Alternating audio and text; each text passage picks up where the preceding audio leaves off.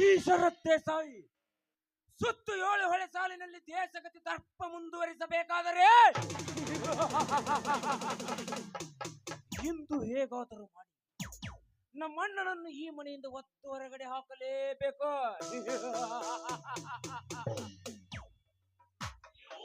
ಅಂದಾಗ ಈ ಕಲಿಯುಗದಲ್ಲಿ ನಾನು ಅಂದುಕೊಂಡಂತೆ ನಡೆಯಬಹುದು.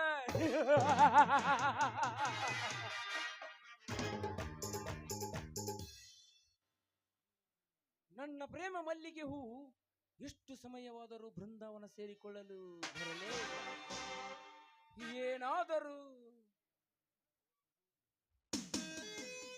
ಅವಳ ಮನೆಯಲ್ಲಿ ನಮ್ಮ ಪ್ರೇಮದ ಗುಟ್ಟು ರಟ್ಟಾಗಿರಬಹುದೇ? ಛೇ, ಹಾಗಾಗಲು ಚಾನ್ಸೇ ಇಲ್ಲ.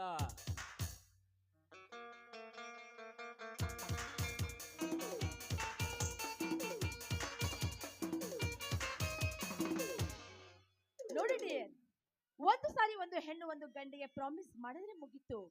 ಗಂಡನ ಮನೆಯಲ್ಲಿ ಎಂತ ತೊಂದರೆ ಇದ್ರು ಒಳ್ಳೆ ಹೊಡೆದು ಕೊಟ್ಟರು ಮಾತಿಗೆ ತಪ್ಪಿ ನಡಿಬಾರ್ದಂತ ಬಂದೇ ಬರ್ತಾರೆ. ಗಂಗಾ, ಅದಕ್ಕೆ ಹಿರಿಯರು ಹೇಳಿದ್ದಾರೆ ಒಂದು ಗಾದೆ ಮಾತು, ಹೆಣ್ಣು ಈ ಜಗದ ಕಣ್ಣು. ಮನಸ್ಸು ಮುರಿದು ನಿಂತರೆ ಮನೆಗೆ ಹುಣ್ಣು ಎಂದು.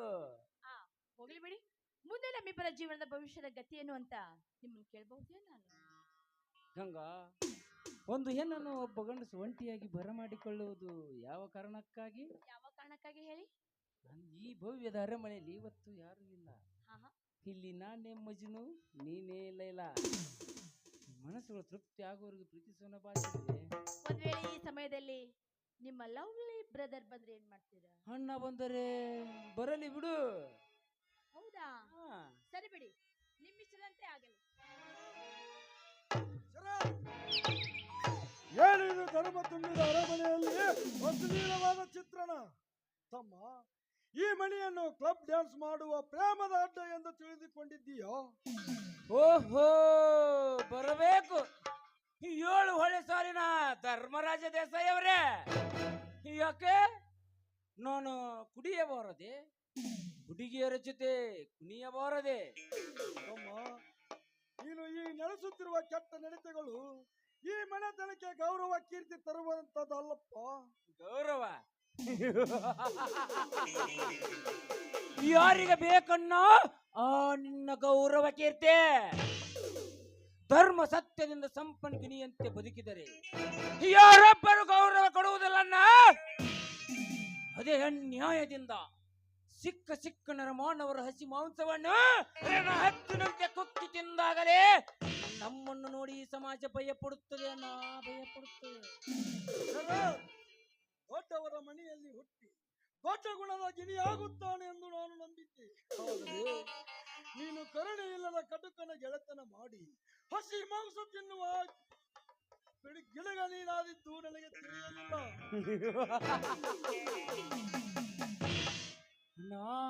ಯಾರಿಗೆ ಬೇಕಣ್ಣ ನಿನ್ನ ಸಮಾಜದಲ್ಲಿ?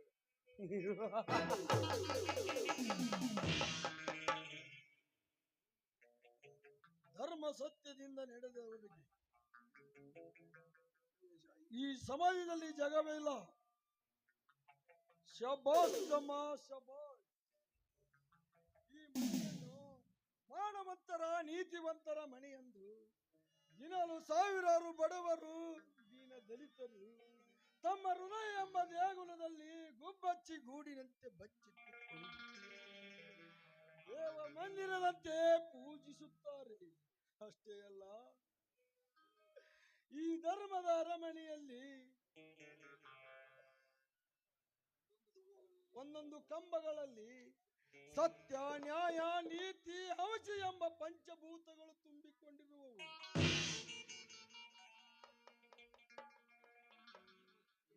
ಈ ಅರಮನೆಯ ಅಂಗಳದಲ್ಲಿ ಒಂದು ಕೆಟ್ಟ ಹಾವು ಹುತ್ತು ಕಟ್ಟಿಕೊಂಡು ಮೋಸ ಮಾಡಿದ್ದು ನನಗೆ ತಿಳಿಯಲಿಲ್ಲ. ತಮ್ಮ, ನಿನಗೆ ಒಂದು ತಪ್ಪು ತಿದ್ದುಕೊಳ್ಳಕ್ಕೆ ಒಂದು ಚಾನ್ಸ್ ಕೊಡುತ್ತೇನೆ. ಅನ್ಯಾಯಕ್ಕೆ ಅತ್ಯಾಚಾರಕ್ಕೆ ತಿಲಾಂಜಲಿ ನೀಡಿ ಸತ್ಯ ಧರ್ಮದಿಂದ ನಡೆದರೆ ನಿನಗೆ ಈ ಮನೆಯಲ್ಲಿ ಸ್ಥಾನ, ಇಲ್ಲವಾದರೆ ಹೊರಟು ಹೋಗು. ಹೊರಟು ಹೋಗ. ನನಗೆ ಎತ್ತರ ಹೇಳಲು ನೀನು ಎಷ್ಟರವನು? ಏನು ನನಗಿಂತ ದೊಡ್ಡವನೆಂದು ಮರ್ಯಾದೆ ಕೊಟ್ಟರೆ ನನಗೆ ಬಾಯಿಗೆ ಬಂದಂತೆ ಬೈದು ನನ್ನ ಮರ್ಯಾದೆ ಸಂತೆಯಲ್ಲಿ ತೂರಾಡಬೇಡ. ಶರತ್, ಮರ್ಯಾದೆ ಆ ಮರ್ಯಾದೆ ಎಂಬ ಮೂರಕ್ಷರಗಳ ಅರ್ಥ ನಿನಗೆ ಹೇಗೆ ಗೊತ್ತಾಗಬೇಕು? ಅದು ತಿಳಿದಿದ್ದರೆ ಮಾನವಂತರ ಮನೆಯ ಮಾನ ಮಣ್ಣು ಪಾಲು ಮಾಡುತ್ತಿದ್ದಿಲ್ಲ. ಇನ್ನು ಮುಂದೆ ನನ್ನ ಪಾಲಿಗೆ ನೀನು ಸತ್ತೆ, ನನ್ನ ಪಾಲಿಗೆ ನೀನು ಸತ್ತೆ. ಇನ್ನೆಂದೆಂದಿಗೂ ನನಗೆ ಮುಖ ತೋರಿಸಬೇಡ. ಹೊರಟು ಹೋಗು, ಹೊರಟು ಹೋಗ.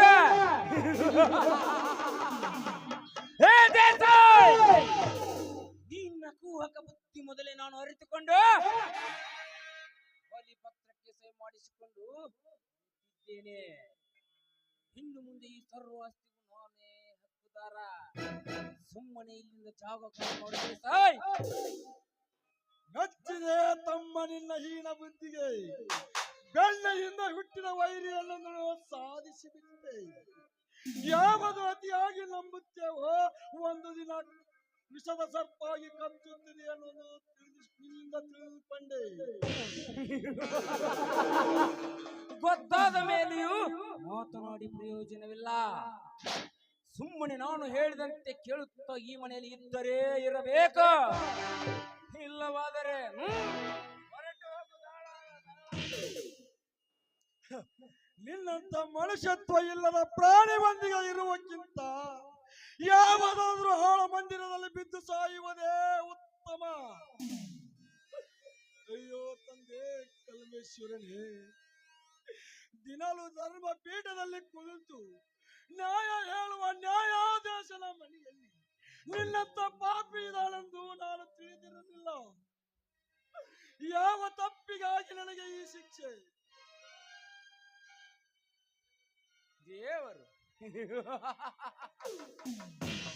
ದೇವರು ಕೊಟ್ಟ ಶಿಕ್ಷೆ ಅಲ್ಲ, ನಾನು ಕೊಟ್ಟದ್ದು.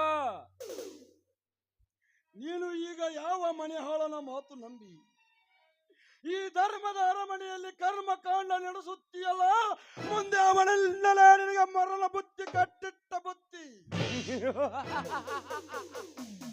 ಮುಂದಿನ ಭವಿಷ್ಯ ಯಾರಿಗೆ ಬೇಕಣ್ಣ? ಇರುವಷ್ಟು ದಿವಸ ಎಂಜಾಯ್ ಆಗಿರುವುದೇ ಈ ಶರತ್ ದೇಸಾಯಿ ಉದ್ದೇಶ. ಬರ್ತೀನಿ. ಗುಡ್ ಬಾಯ್.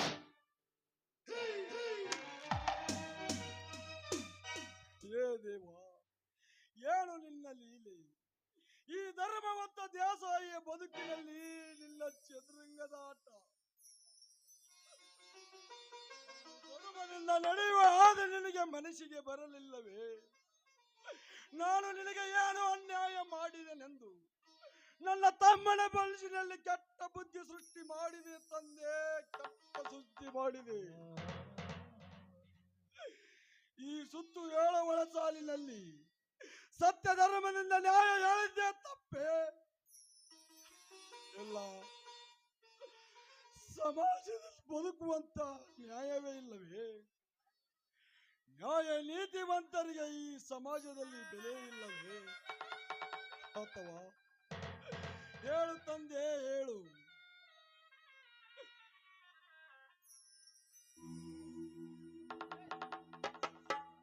ರಘುವಿನ